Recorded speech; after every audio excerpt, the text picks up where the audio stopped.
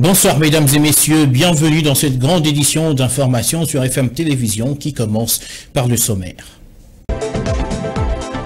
Une réunion officieuse devrait se tenir à Doha entre la RDC et le Rwanda, rapportent les sources dignes de foi. Prévue le 23 janvier, la réunion ne s'est pas tenue en raison du boycott de la RDC. Joseph Kabila n'a jamais touché au salaire de 680 000 $ américains comme cela se laisse croire. Des affirmations de son épouse Olive Lende rapportent que Félix Tshisekedi a mordu la maison. Plus de démolitions de constructions anarchiques le long de la rivière Funa, décision de Gentini Ngobila. La population dit vouloir rester dans leur milieu qu'elle occupe légalement, à l'en croire.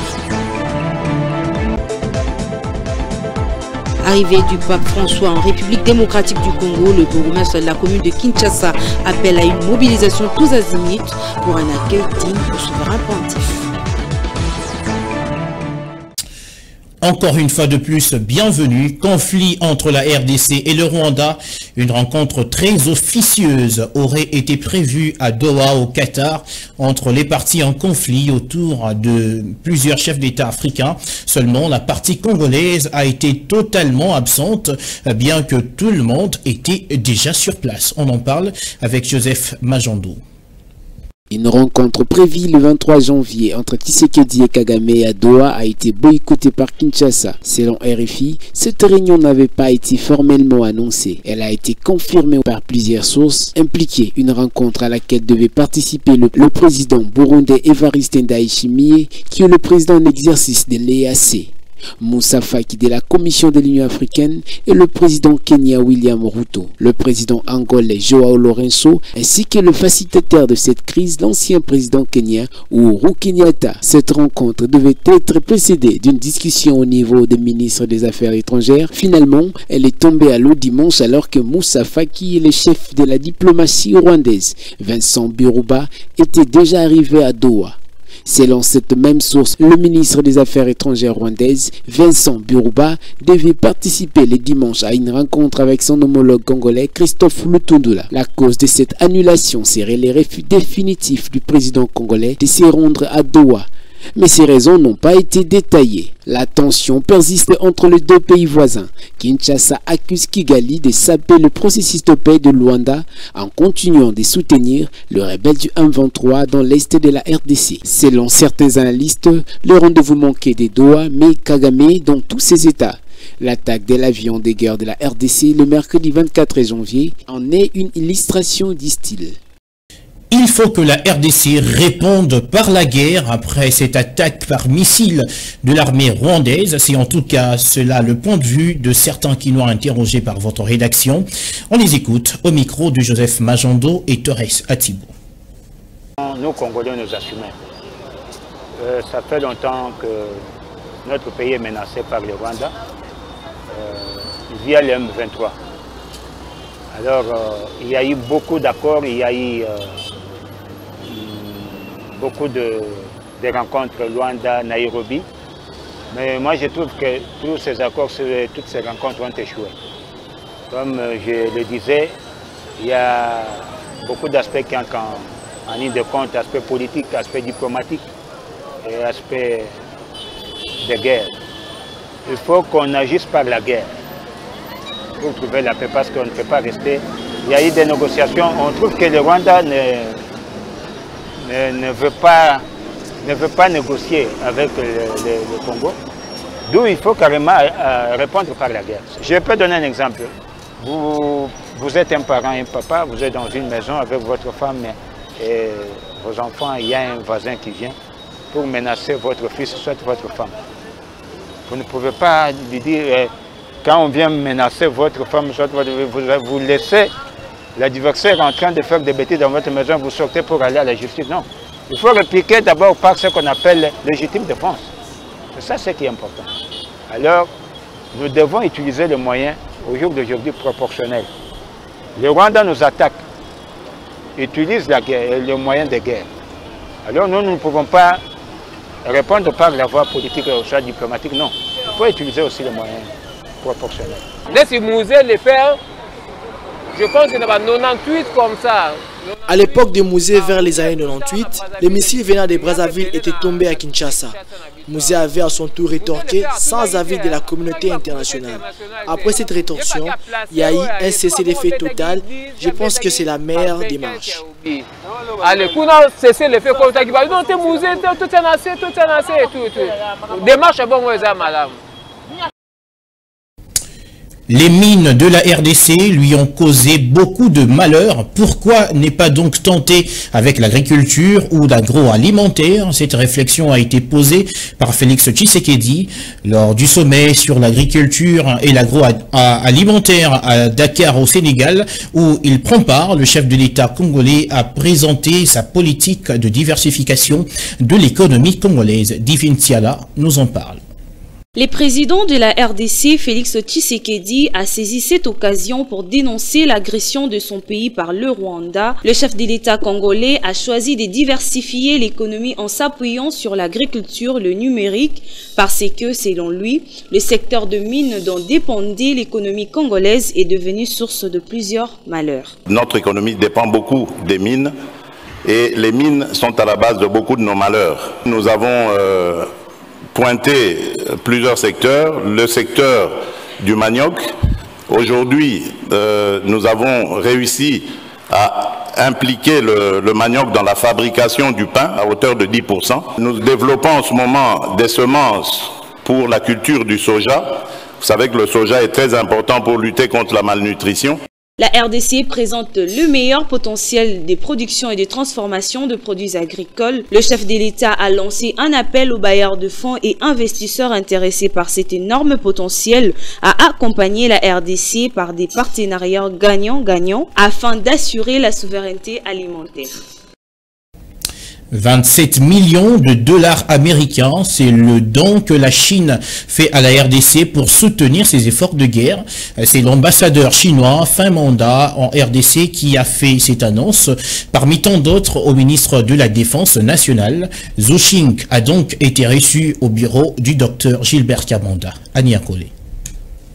L'on peut déjà voir le fruit de la grande campagne que mène avec brio le ministre Kabanda dans l'échiquier politique national comme aussi dans l'échiquier diplomatique à l'échelle planétaire pour vulgariser la nouvelle politique de la défense qui fait déjà bouger le ligne dans tous les sens. Le docteur Gilbert Kabanda fait d'une pierre plusieurs coups dans la perspective de la mise en chantier de cette grande machine. Ainsi, à l'échelle mondiale, le ministre Kabanda sollicite des apports et les contributions de partenaires étrangers du Congo. C'est le cas aussi de la Chine, partenaire de longue date du Congo. La Chine, nous sommes un partenaire stratégique et ce partenariat stratégique se concrétise tous les jours par des actes concrets. On ne fait jamais de promesses en l'air, on fait toujours des actions concrètes.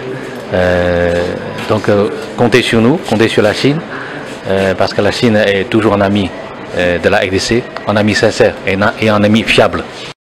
Pour le ministre de la Défense congolaise, il appartient maintenant à la partie congolaise, à travers le ministre de la Défense nationale, de réfléchir sur l'utilisation de cet argent qui doit servir à financer plusieurs projets de l'armée congolaise, notamment la mise en œuvre de la nouvelle politique de défense, la construction d'un nouveau bâtiment qui abritera l'état-major général, la formation du personnel médical militaire, surtout le médecin militaire, la construction à Kinshasa d'un hôpital militaire moderne avec laboratoire, mais aussi la formation de militaires congolais à la base militaire à Kamina, dont le démarrage de cette session formation annoncée par l'ambassadeur chinois est assuré sur place par une nouvelle équipe d'instructeurs chinois déjà à l'œuvre sur place. Agression rwandaise, diplomatie parlementaire et tant d'autres questions étaient mises sur la table de discussion dans une audience que le président du Sénat congolais, Modeste Bahati-Lukwebo, a accordée à la délégation du Forum des parlementaires de la conférence internationale de la région des Grands Lacs. On fait le point avec Ruth Dinonzei.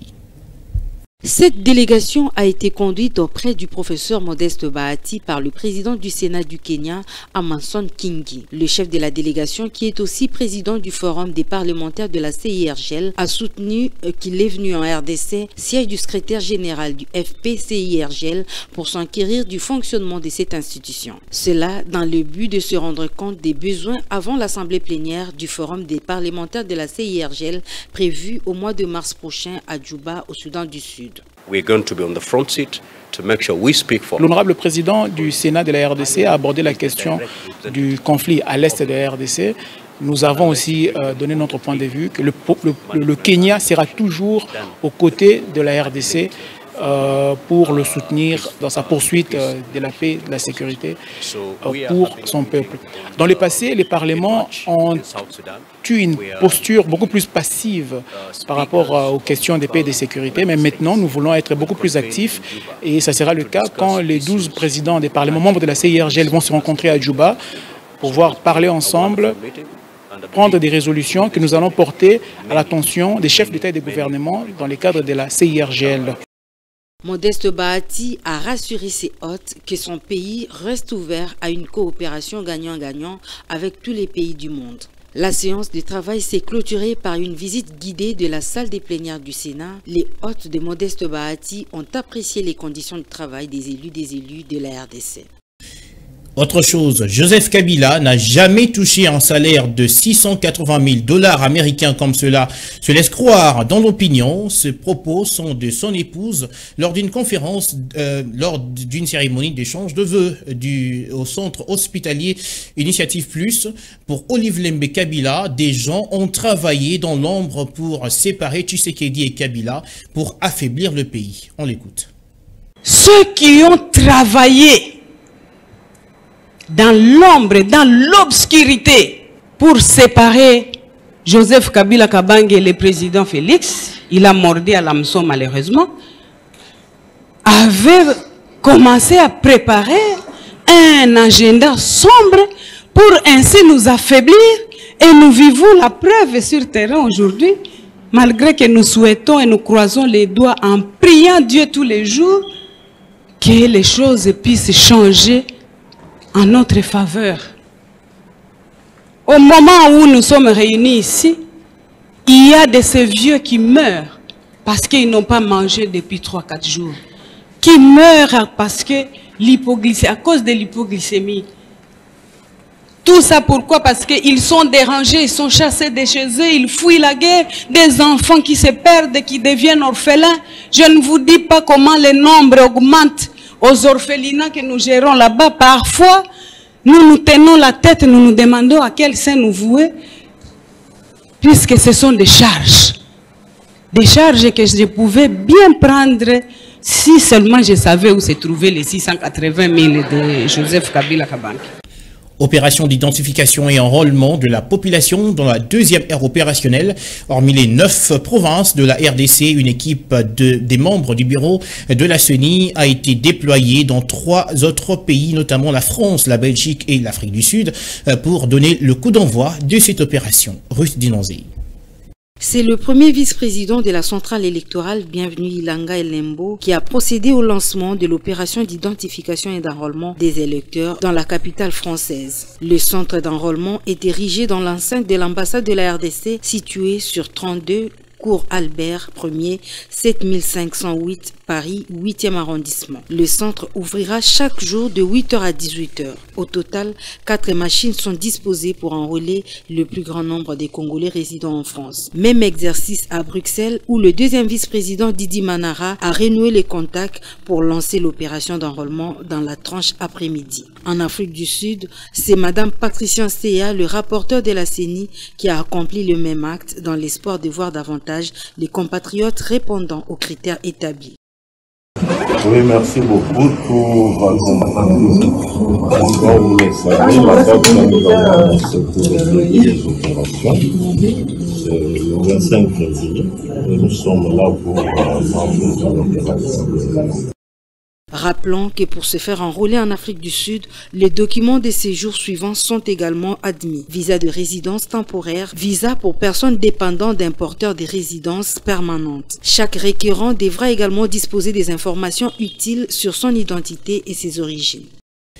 Et puis le quartier Pascal, dans la commune de Massina, a vu l'une de ses dignes filles obtenir sa carte d'électeur. Il s'agit de la secrétaire nationale en charge d'implantation et mobilisation du parti Congo Debout pour le développement, en la personne de Multoni Ngindu Ntumba, qui a rempli donc avec faste son devoir civique. Reportage Elvis Meti. L'enrôlement de Multoni Ngindu Ntumba a été plus que mouvementé. Au soleil luisant, une vraie scène de jubilation lui a été offerte par ces militants qui ont exhibé de pas de danse le long du chemin, alors qu'ils portaient des t-shirts aux couleurs du parti et étaient munis de calicots. Le message est clair. Le soutien est total pour la Jeanne d'Arc de la Tchangou qui s'est fait enrôler. De populations acquises à sa cause se sont mobilisées sur la route Mokali comme un seul homme. Ils ont accompagné leurs filles, sœurs et camarades jusqu'au centre d'enrôlement de l'école primaire d'Iboadian d'Itunga. Une mobilisation tous azimuts qui n'a pas laissé Multoni Ntumba Ngindu indifférente. Si tu ne te fais pas enrôler, c'est comme si tu n'es pas congolais. Alors, il faut s'enrôler pour donner la chance à nos dirigeants.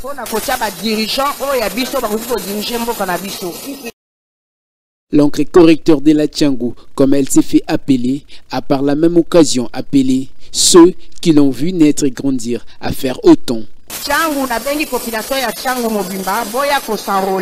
J'invite la population de la Tchangou à se faire enrôler massivement pour donner la chance au président de la République, Félix Tshisekedi Tshilombo, pour son deuxième mandat.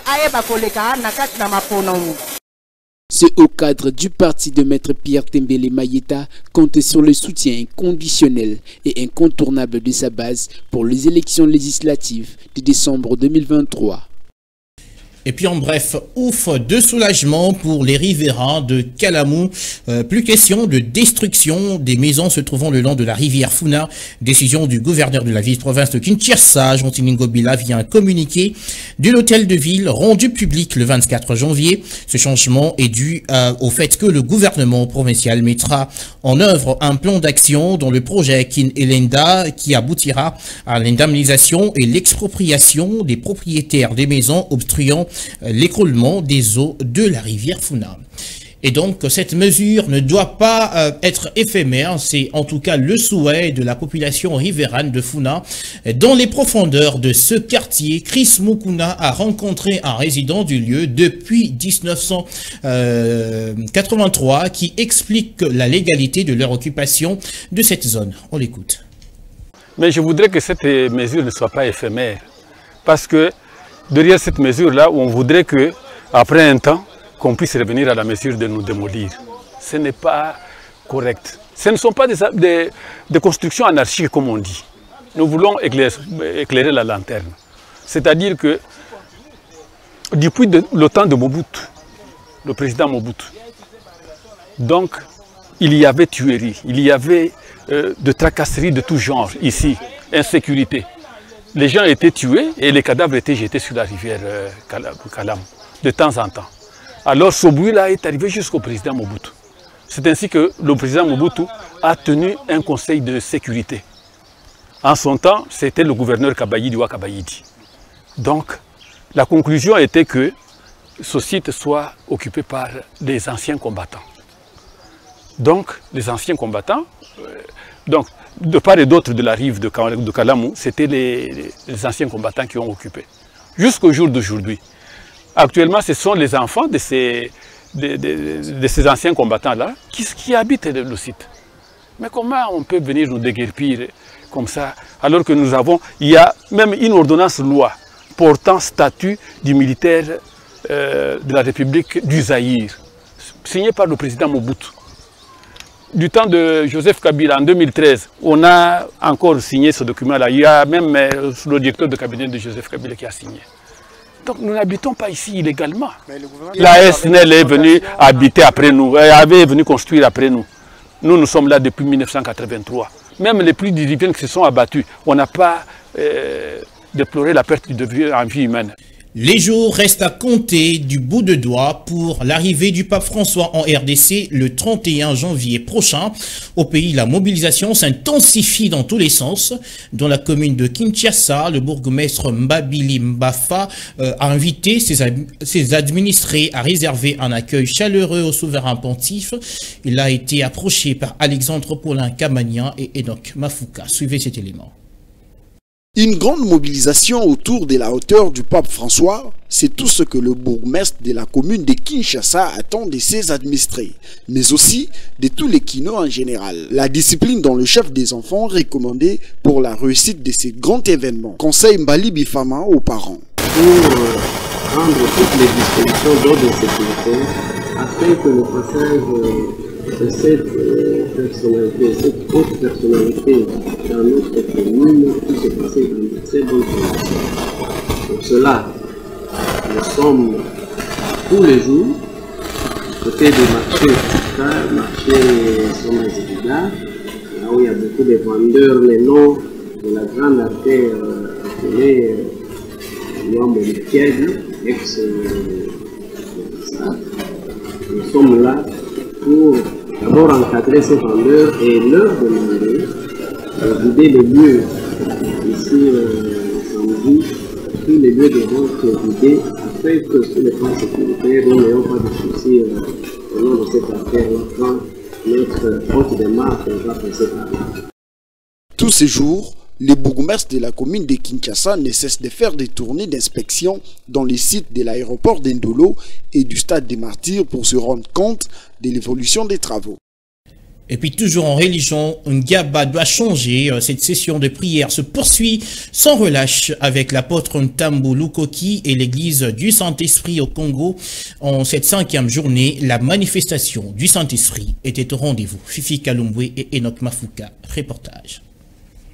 En cette 4e journée de 10 jours de la 60e édition d'Ngaba doit changer, les fidèles de l'église du Saint-Esprit au Congo ont intensifié les prières par la louange, l'adoration et action des grâces. C'est là pour le changement de la commune d'Ngaba et dans tous les plans.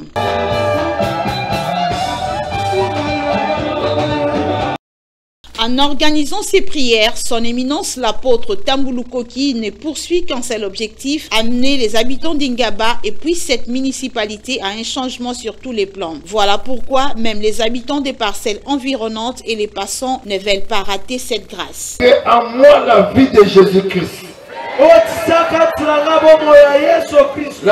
Les participants à ces grands rendez-vous sacrés sont venus de plusieurs coins pour qu'ensemble, main dans la main, les dieux tout-puissants puissent agir pour cette commune d'Ngaba réputée dans l'insalubrité et autres méfaits. C'est Madame Rita Moulota, l'épouse du pasteur Moulota, qui a clôturé cette rencontre divine qui a attiré l'attention même des curieux. Transformation. La transformation. Transformation. La transformation. Avant de boucler cette édition, prenons d'abord connaissance des nouvelles nous venant de l'extérieur de notre pays. Aujourd'hui à la présentation d'Ivin Tiala.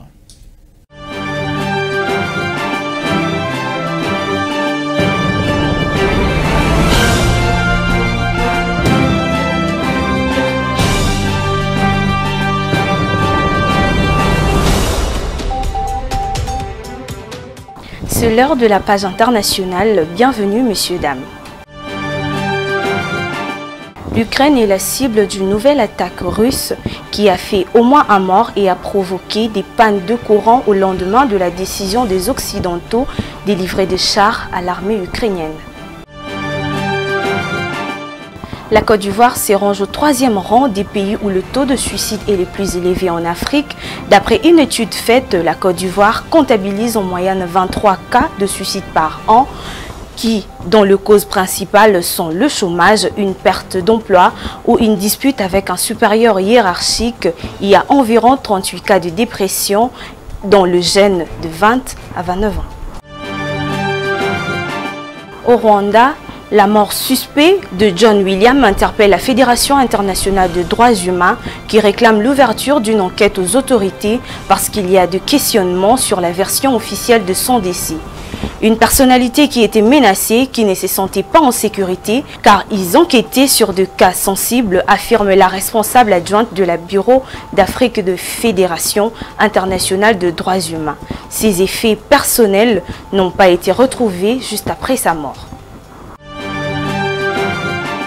En Espagne, les habitants d'Algésiras, dans le sud de l'Espagne, ont observé une journée de deuil et devraient se rassembler pour condamner l'attaque à la machette contre des églises de la ville, dans laquelle un sacristain a été tué et un prêtre blessé. En France, le coût de catastrophe naturelle au pays devrait s'élever à 10 milliards d'euros en 2023, a annoncé France Assureur, un record depuis 1999 du fait de l'intensification de phénomènes climatiques extrêmes et d'une augmentation de leur fréquence. C'est tout pour la page internationale. Merci à tous de l'avoir suivi.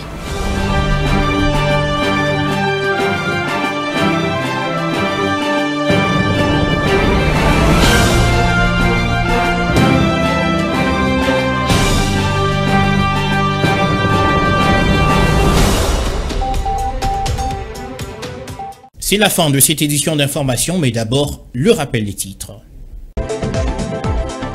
Une réunion officieuse devrait se tenir à Doha entre la RDC et le Rwanda, rapportent les sources dignes de foi. Prévue le 23 janvier, la réunion ne s'est pas tenue en raison du boycott de la RDC.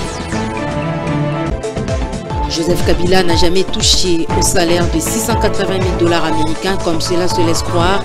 Des affirmations de son épouse, Olive Lembe, rapporte que Félix Tshisekedi a mordu la maison. Plus de démolitions de constructions anarchiques le long de la rivière Funa, décision de Jean-Tini Ngobila. La population dit vouloir rester dans leur milieu qu'elle occupe légalement, à l'en croire.